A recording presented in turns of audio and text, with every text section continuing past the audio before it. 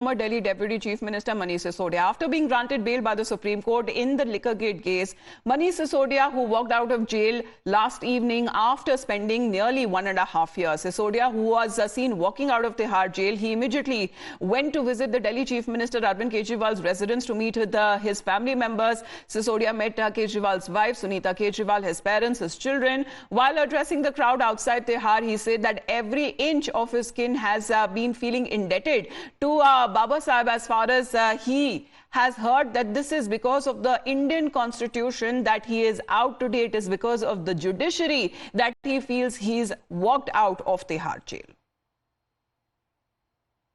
जब से ऑर्डर आया है सुबह से मेरा रोम रोम बाबा साहब के प्रति ऋणी हो रहा है। एक एक पल में समझ नहीं पा रहा हूं कि आज इतने दिनों बाद, इतने वर्षों बाद बाबा साहब के प्रति कर्ज को हम कैसे उतारेंगे। उस वक्त उन्होंने तय कर लिया था कि आने वाले समय में अगर कोई तानाशाही सरकार आके निर्दोष लोगों को जेल में डालेगी तो संविधान इसको बचाएगा।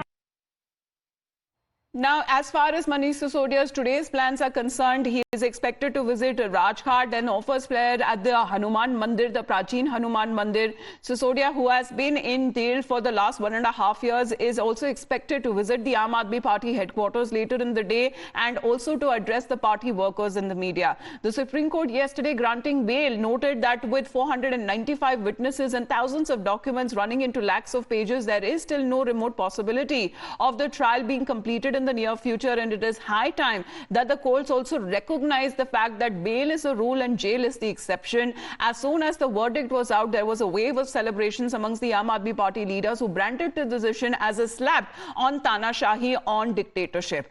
Meanwhile, the India bloc that has also hailed the decision of the Supreme Court, pointing out the certain misuse by the central agencies that is being done on part of the BJP. They are saying that the case is still ongoing and it is too early to celebrate for the Aam Aadmi Party leaders.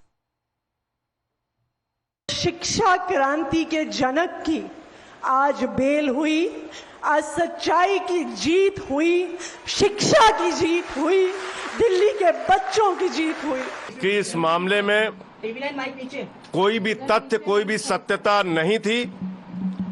जबरदस्ती हमारे नेताओं को पकड़ पकड़ के jail में रखा गया। माननीय सर्वोच्च न्यायालय का हृदय से आभार है, सर झुका के नमन है कि लंबे इंतजार के बाद न्याय मिला।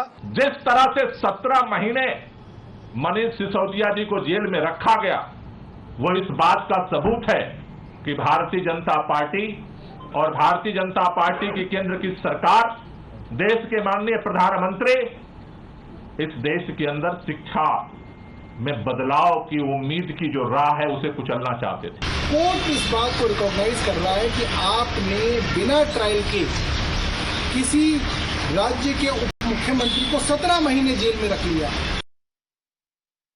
देखिए, पिछले 2 साल से जिस तरीके से भारतीय जनता पार्टी सांप सीढ़ी का खेल आम आदमी पार्टी के साथ खेल रही थी, षड्यंत्र के ऊपर षड्यंत्र, षड्यंत्र के ऊपर षड्यंत्र, कैसे भी करके अरविंद केजरीवाल जी को, पूरी पार्टी को जेल में रखो और तोड़ो, ये इनकी स्ट्रैटेजी थी। आज जो माननीय सुप्रीम कोर्ट ने निर्णय दिया है, ये तानाशाही के इनके एक्सपायरी डेट की शुरुआत है। राजनेता हो या कोई व्यक्ति हो, आरोप है या किसी तरीके का कोई उसके द्वारा जो भी काम किया गया है, तो जमानत पाना उसका अधिकार है। लेकिन जो पिछले 17 महीनों से ईडी और तमाम सारी एजेंसियां और सरकार का गोलमाल रवैया था कि आप एक व्यक्ति को जितनी सजा मिलेगी उतने दिन तो आप पहले ही उसको रखे ले रहे हो, इसका मतलब जो उसके अधिकार है उनके अधिकारों का उल्लंघन कर रहे हो। यही बात लगातार चर्चा में है कि बीजेपी एक ऐसा राजनीतिक दल है जो लोगों के हक और अधिकार को खत्म करने का प्रयास करती है। मनीष सिसोदिया जी ने जो किया है वो न्यायालय तय करेगा। Now, the BJP and other parties have been saying that there is still no clean chit, there is no acquittal that has been given to Manish Sisodia. The state, when it comes to the investigation that is still going on, the BJP also reiterated that Manish Sisodia was not granted bail on grounds of merit, but on the basis of delay in the trial. 7 बार उनकी bell खारिज हुई। आज honourable supreme court of India के समक्ष उनके वकीलों ने merits पे कोई दलील नहीं दी। उनकी प्ली केवल और केवल डिले पर आधारित थी। वो अभी भी अभियुक्त हैं और उनकी जवाबदेही कोर्ट ऑफ लॉ में बनेगी दिल्ली की जनता के साथ विश्वासघात करने की। माननीय मनीष सिसोदिया जी ऐसे दिल्ली के शिक्षा मंत्री हैं जो दिल्ली की बच्चों को, दिल्ली की जेनरेशन को पाठशाला से मधुशाला तक ले जाने का पाप कर चुके हैं। जिस दिन के वो जेल में थे वो किसकी जीत थी? अरे भाई ये पॉलिटिक्स क्यों कानून के दायरे में करते हो?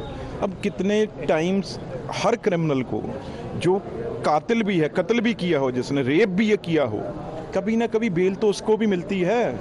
ये जीत हार की बात कहाँ है भाई?